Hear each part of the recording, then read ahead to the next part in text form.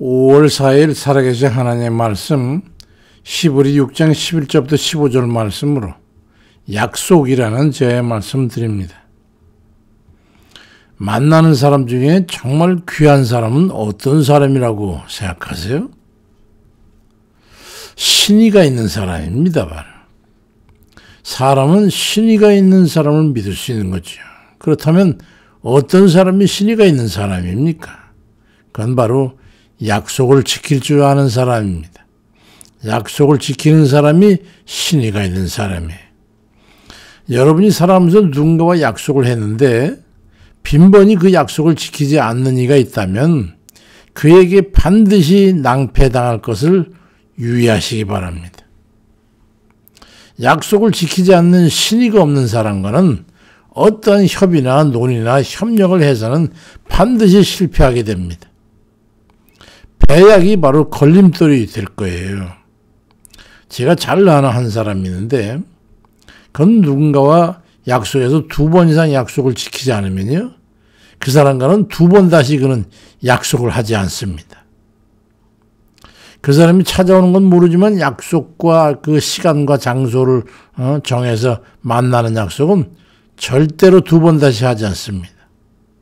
그 사람은 평생 특별한 사정이 아니고는 항상 5분 내지 10분 정도 먼저 약속 장소에 나갑니다. 상대방보다 늦는 적이 거의 없습니다. 그 사람이 그런 태도가 바로 다른 이에게 신뢰를 얻게 된 건 두말할 것도 없죠. 약속을 지키고 지키지 않고는 그 사람의 신의를 결정합니다. 그 사람의 말에 천금과 같은 신뢰를 보장하게 되는 거예요. 그런데 약속을 지키기 위해서 목숨을 걸고 지키는 분이 있어요. 참 믿을 만한 분이죠.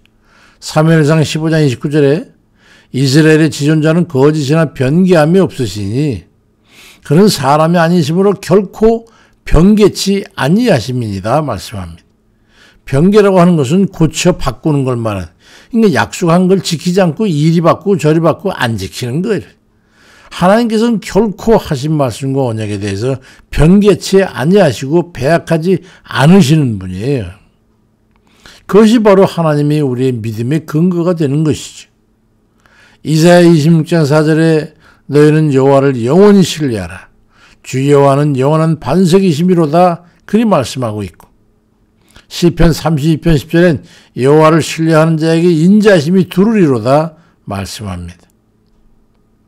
하나님을 믿을 수 있는 것은 바로 하나님께서는 언약하신 것에 대해서는 절대로 결코 변개하거나 배약하지 않으시기 때문입니다. 그 믿음을 가지는 이들은 언제 어디서든지 하나님의 약속대로 그 구원을 이루게 되는 겁니다. 하나님의 약속을 믿고 믿음을 가지고 주께 구하시기 바랍니다. 하나님께서는 약속에 대해 어금이 없으시기 때문에 주께서 하신 말씀을 믿고 그 말씀대로 따라 행하면 주께서 약속하신 모든 것은 우리의 것이 약속대로 되는 겁니다.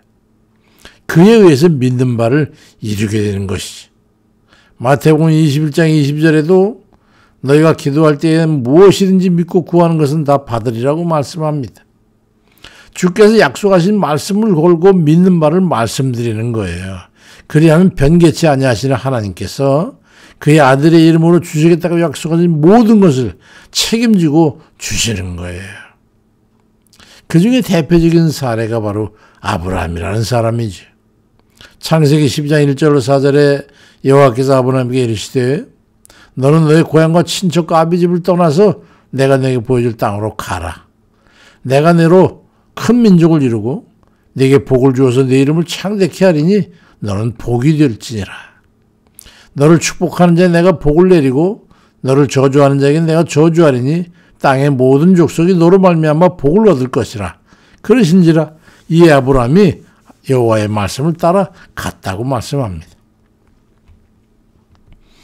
그렇게 하나님의 약속의 말씀을 믿고 말씀을 따라 갔더니 결국은 그 약속은 오랜 시간 후에 이루어져 가지고 하나님의 선민이 이스라엘이 생성되게 된 뿌리가 됐던 거예요.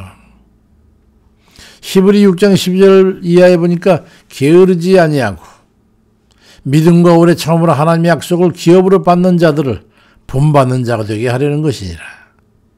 하나님이 이르시되 내가 반드시 너에게 복주고 복주며 너를 번성하게 하고 번성하게 하리라 하셨더니 그가 이같이 오래 참아 약속을 받았느니라 말씀합니다. 약속을 이루시는 거예요. 에베소 6장 17절 이하에 구원의 도와 성령의 공고 하나님 말씀을 가져라. 모든 기도와 간구를 하되 항상 성령 안에서 기도하고 이를 위하여 깨어 구하기를 항상 힘쓰며 여러 성도를 위해서 구하라고까지 말씀합니다. 하나님의 약속의 말씀을 들고 그 기도와 간구를 하고 항상 성령의 검이 되는 그 약속의 말씀을 들고 당당하게 기도하면 그 말씀에 속한 모든 것을 이루리라고 하는 말씀입니다.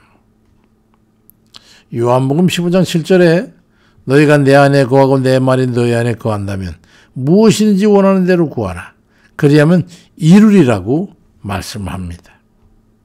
믿음이 무엇입니까?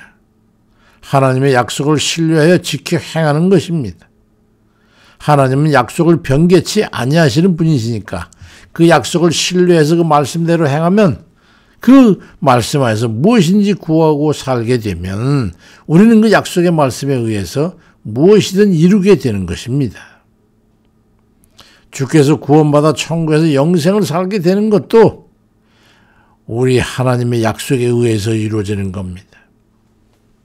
그러니 그 약속을 믿고 행하는 이들을 우리 하나님께서 가장 귀하게 여기시는 거죠. 히브리 11장 6절에도 믿음이 없이는 하나님을 기쁘시게 하지 못하나니 하나님께 나아가는 자는 반드시 그가 계신 것과 또한 그가 자기를 찾는 자들에게 상 주신 인심을 믿어야 할지니라 말씀합니다.